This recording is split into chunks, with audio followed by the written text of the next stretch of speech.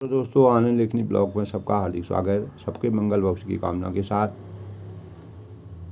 आज दोस्तों प्रेरणादायक विचारों के आधार पर हमें ज़्यादा लाभ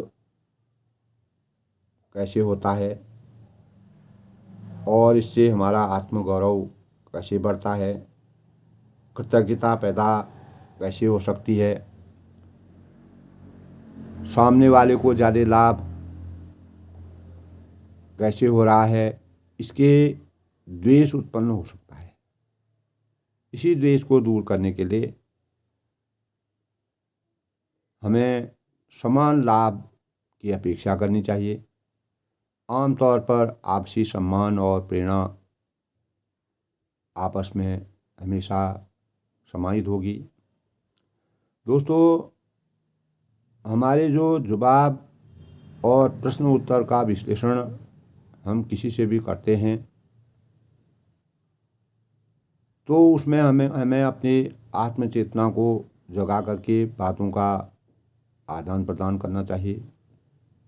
कोई भी व्यक्ति हमसे बात करता है, लोग संबंधों का मूल्यांकन करते समय एक दूसरे से तुलना करते हैं। उस संबंध से जितना भी हमको मिलता है उसके बदले में हमको क्या मिलेगा। लोग जितना देते हैं, जब उसके बदले में उसे उतना नहीं मिलता है तो वो दुखी हो जाते हैं। जो लोग दुखी होते हैं वे जितना देते हैं उन्हें उतना नहीं मिलता है। इसीलिए हमारे मन में असंतोष व्याप्त हो जाता है और एक प्रकार की नकारात्मक बात हमारे अंतःकरण में आ जाती है। यह बात हमको पूर्ण रूप से सहमत करनी होगी। लोगों को विकसित करने वाले सफल जो लोग होते हैं, लोगों की सही सहायता देना ही सफलता का सबसे बड़ा मानक है। हमें उनकी शक्तियों से काम लेना किस प्रकार से आना चाहिए और उनकी कमजोरियों पर काम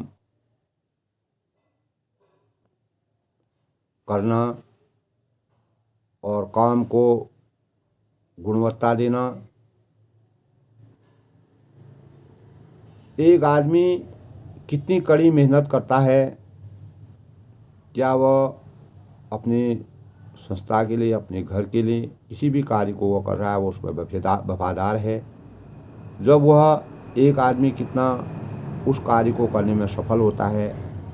किसी भी संगठन में दोस्तों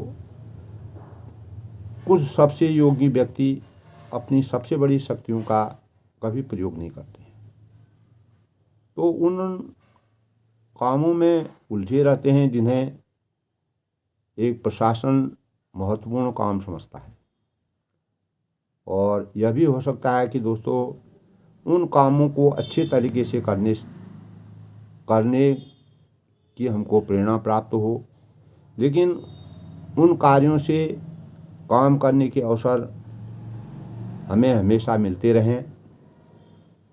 सबसे अच्छी तरह जिस कार्य को हम कर सकते हैं उसी में हमको जोर देना चाहिए। जब हम उस कार्य को पूर्ण रूप से करने की स्थिति में आ जाते हैं तभी हमें किसी प्रकार के नुकसान की आकांक्षा नहीं रहती है। व्यक्ति को नुकसान तभी होता है जब वह उसके प्रति लापरवाह होता है। चाहे हमारी सेवा हो, कोई कार्य हो, किसी भी चीज़ में हम जब तक हम उसको मन, वचन और कर्म से स्वेच्छा से नहीं करेंगे तो हमको संतुष्टि का एहसास नहीं होता है। तो इसी प्रकार किसी संस्था का नुकसान तभी होता है जब हम उस संस्था के लोगों की विकसित करने की भावना नहीं प्राप्त करते हैं, उसको नहीं आगे बढ़ाते हैं। क्योंकि सबसे मूल्यवान संपत्ति की अगर हम बर्बादी करते हैं तो हमारे अस्तित्वहीनता का कारण बन जाती है। तो हमें एक विकसित ऐसे लोगों की सूची बनानी चाहिए जिनके साथ आप अधिक से अधिक समय दें। अपने समय को तब करने की पहल आप में हो और किसी भी संस्था को आगे बढ़ाने के लिए कोई भी बैठक करके आप उसका एजेंडा तैयार करिए, उसकी भूमिका तैयार करिए, रूपरेखा तैयार करिए और जो भी आप उस कार्य को संपादित करने के जो बैठक करते हैं, मीटिंग करते हैं, उसका रिश्ता है, परामर्श है, संवाद है या विकास है, इन बातों का ध्यान रखना चाहिए। और हमारी जीत और हमारी आगे बढ़ने की लगन और उसमें हमने उस बैठक में हमने क्या प्राप्त किया, क्या लक्ष्य हमारे थे, उन लक्ष्यों को हम कैसे पहुंचेंगे, यह हमारे अंतःकरण में होना चाहिए। चाहे दोस्तों कोई भी चीज़ का कार्य हमको शुरू करना है, वह बैठक छोटी हो, वह कितना हमारे अंतःकरण को प्रवेश करती है, उससे हमारे क्या फ़ायदे होंगे, क्या नुकसान होंगे, और उससे हम 20% लोगों के को कैसे जोड़ सकते हैं और 80% के साथ हमें किस प्रकार से 80% तक ले जाने के लिए हमको क्या करना पड़ेगा। तो हर एक से हमको सबसे पहले कोई भी कार्य को हमको संपन्न करना है तो हमको सबसे पहले हर एक से प्रेम करना समझें। अपने संगठन को चोटी तक पहुंचाने के लिए 20% को अपने व्यक्तिगत प्रयासों से एक प्रकार के उपहार के स्वरूप उस कार्य को आगे बढ़ने की कोशिश करें। लोगों को प्रोत्साहित करें, मार्गदर्शन अच्छा करें, ईमानदार रहें, समय और सूची का ध्यान रखें, योजनाबद्ध तरीके से कार्य को संचालित करें और लोगों को प्रभावित करना हमारा सबसे बड़ा कर्तव्य होना चाहिए। एक दूसरे की सराहना करना, कार्य की रूपरेखा को आगे बढ़ाना, इंसानियत के भावों का संचार करना, लोगों को अहम भावों से दूर करना और सबके जीवन का ख्याल रखना। दोस्तों सफलता का हर अवसर हर व्यक्ति को मिलना चाहिए। एक अच्छा जो लीडर होता है, किसी भी कार्य को करता है, उसके अंदर जो जिम्मेदारी होती है और उसमें कार्य करने की जो क्षमता होती है, उसमें सबसे ज़्यादा एक दूसरे की मदद करने का के भाव होने चाहिए, त्याग की भावना होनी चाहिए। हम उन्हें किस व्यक्ति को क्या दे करके, क्या भाव करके हम उनको आगे बढ़ा सकते हैं। काम करने का माहौल जितना अच्छा होगा उतना ही सकारात्मक भाव पैदा होंगे। गर्मजोशी कार्य में होनी चाहिए, खुलापन होना चाहिए, रचनात्मकता होनी चाहिए, उत्साहवर्धक होना चाहिए, सही उपकरण होने चाहिए।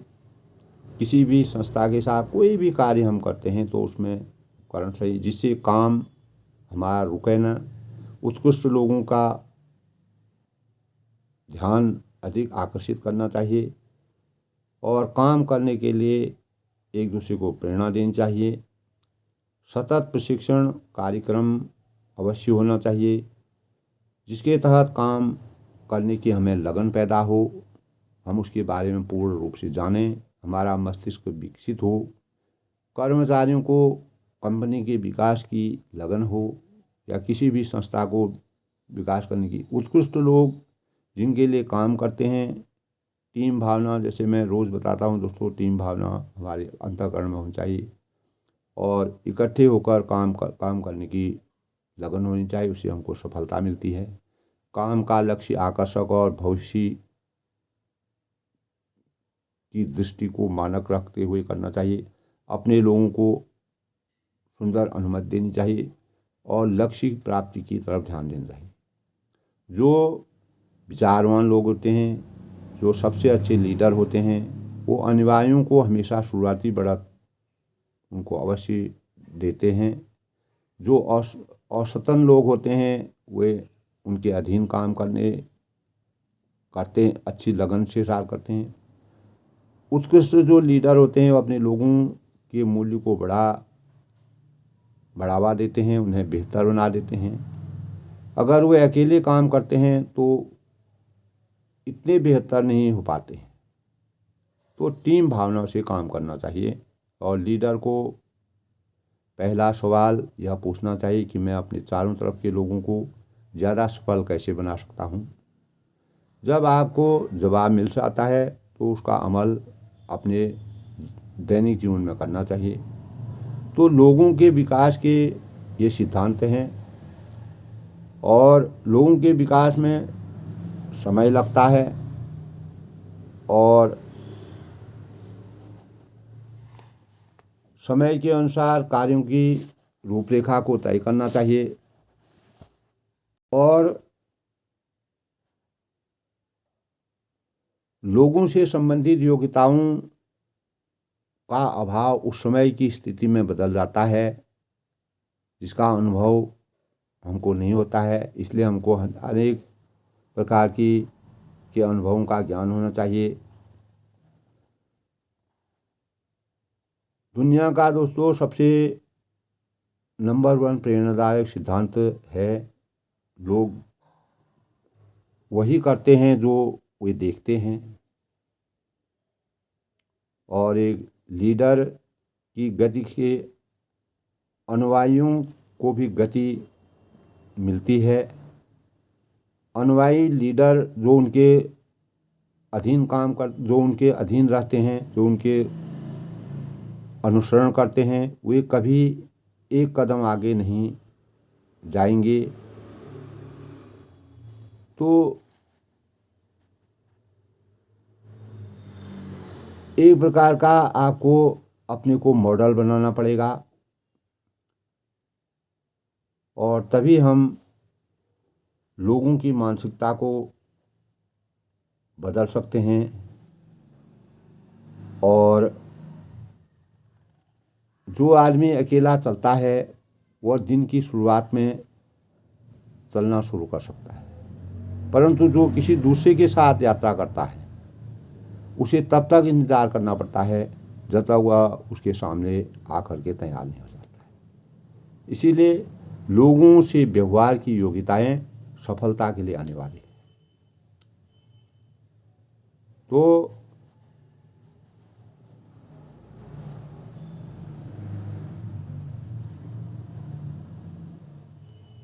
लोगों से व्यवहार की योग्यताएं हमारी सफलता का सबसे बड़ा मानक है। हमारा व्यवहार कुशलता, हमारी योग्यता, हमारी सोच शक्ति, हमको कैसे लोगों से आपस में परामर्श करना चाहिए और किस प्रकार से अपनी गतिविधियों को आगे बढ़ाना चाहिए, अपनी कार्यशैली को आगे बढ़ाना चाहिए।